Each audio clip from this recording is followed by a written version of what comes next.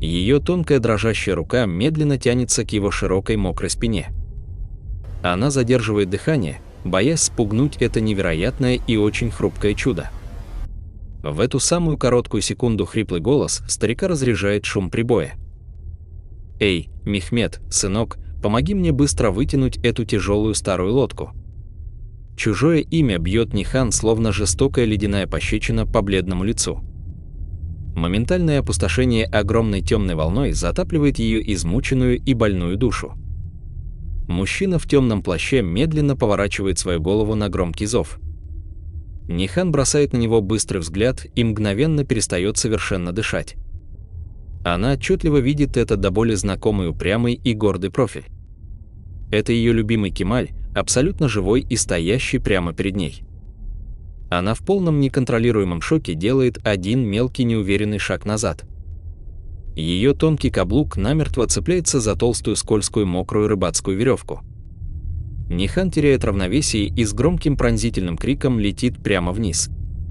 Ледяная черная вода мгновенно поглощает ее хрупкое беззащитное женское тело целиком. Кемаль даже не раздумывает ни одной лишней короткой доли секунды. Он мгновенно сбрасывает тяжелый плащ и как герой смело ныряет следом. Ледяные высокие волны жестоко бьют его по лицу, ослепляя соленой пеной. Под водой царит абсолютный пугающий мрак из-за сильной бушующей северной бури. Он отчаянно шарит сильными руками в темноте, пытаясь нащупать тонущую женщину.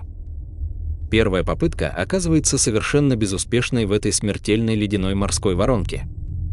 Ему катастрофически не хватает кислорода, легкие горят огнем от огромного напряжения. Кемаль мощным рывком выныривает на поверхность, делая один спасительный глубокий вдох. Он снова с огромной силой уходит на опасную и очень темную глубину. Мощное непредсказуемое подводное течение пытается отбросить его назад к острым скалам. Внезапно он замечает светлое пятно ее длинного дорогого черного осеннего пальто. Нихан медленно погружается на спину, практически полностью потеряв свое слабое сознание. Ее длинные темные волосы красиво и невероятно страшно развиваются в воде. Она сквозь мутную пелену видит, как лицо Кемаля появляется перед ней. Его сильная широкая ладонь крепко перехватывает ее холодную и очень тонкую руку. Это последнее светлое воспоминание, которое она чувствует перед наступлением полной тьмы. Нихан с огромным трудом открывает свои тяжелые, сильно опухшие от слез веки. Она лежит на жесткой деревянной кровати под теплым тяжелым шерстяным одеялом. Внутри маленького помещения пахнет сухими целебными травами и крепким черным чаем. Ее больное сердце начинает бешено колотиться от внезапно нахлынувшей сильной паники. Она резко садится на кровати, судорожно оглядывая пустую старую бедную комнату. Нихан отчаянно ищет безумным взглядом того самого невероятного мужчину с родными глазами. Старая деревянная дверь тихо скрипит, и в комнату заходит седой рыбак. Он приветливо и мягко улыбается, протягивая ей железную кружку горячего напитка. «Пей, дочка, тебе нужно срочно согреться после такой ледяной страшной воды». Нихан сильно дрожащими руками берет горячую кружку, тихо благодаря доброго спасителя. Ее сорванный голос сильно дрожит, когда она начинает торопливо задавать вопросы. Кто именно вытащил меня из этого ужасного и смертельно холодного моря? Она с огромным замиранием сердца ждет, что старик произнесет заветное имя. Рыбак тяжело и очень грустно вздыхает, отводя свой уставший взгляд в сторону. «Это мой единственный родной сын Мехмед вытащил тебя из глубокой воды». Старик почему-то решает навсегда скрыть страшную правду о найденном чужаке. Жестокие слова старика звучат для нее как новый безжалостный смертный приговор. Полное разочарование огромной тяжелой бетонной плитой придавливает ее больную, измученную грудь. Она горько и безнадежно думает, что ее воспаленный разум просто придумал Кемаля. Что от невыносимой душевной боли она начала постоянно видеть его в незнакомцах. Но какая-то упрямая горячая искра надежды категорически отказывается умирать в ее душе. Нихан решительно отбрасывает тяжелое колючее одеяло и быстро поднимается на уставшие ноги. Она полностью игнорирует уговоры старика остаться и немедленно выходит на улицу. Холодный северный ветер снова безжалостно бьет ее по бледному и измученному лицу. Она идет прямо к неспокойному шумному морю, где сейчас работает тот мужчина. С каждым новым тяжелым шагом ее волнение и непередаваемый шок только усиливаются. Кемаль методично и абсолютно спокойно перебирает огромные тяжелые сети на мокром берегу. Нихан останавливается в нескольких метрах от него, панически боясь подойти ближе. Она тихо и очень искренне благодарит его за свое чудесное невероятное спасение. Она отчаянно пытается начать обычный разговор, чтобы снова услышать его родной голос. Кемаль медленно оборачивается и смотрит на нее удивительно мягким и теплым взглядом. «Извините, мисс, но я сейчас очень сильно занят своей тяжелой работой». Его невероятно вежливый и абсолютно спокойный тон звучит совершенно чужой холодной мелодией. «И я очень сильно боюсь, чтобы вы снова не упали в эти воды». Он плавно кивает в сторону бушующих опасных волн холодного и жестокого моря. Нихан жадно и внимательно вглядывается в каждую черточку его невероятно красивого лица. Она категорически и полностью отказывается принимать жестокие лживые факты старого рыбака. Но прямо перед ней стоит суровый человек с глубокими шрамами на лице. Его густая темная борода и длинные волосы очень сильно меняют привычный образ. Он действительно кажется совершенно другим человеком, более жестким и бесконечно далеким. Предательские горячие слезы горькой обиды и боли медленно текут по ее щекам. «Что с вами происходит, мисс?» Искренне удивляется Кемаль, делая шаг навстречу. Нихан отрицательно и очень быстро мотает головой, не в силах вымолвить слова. «Ничего», — глухо шепчет она, резко отворачиваясь от его пронзительных черных глаз. Она очень медленно уходит прочь по мокрым и невероятно скользким большим камням. Кемаль полностью останавливает свою тяжелую работу, роняя мокрую сеть на землю. Он словно завороженный провожает пристальным взглядом эту плачущую странную городскую женщину. В его пустой голове нет абсолютно никаких прошлых светлых воспоминаний о ней. Но почему-то именно сейчас его израненное сердце обливается невыносимой болью от ее слез. Нихан быстро запирается в своем роскошном теплом гостиничном номере в соседнем городе. Она сидит на полу, крепко обхватив колени дрожащими холодными и тонкими руками.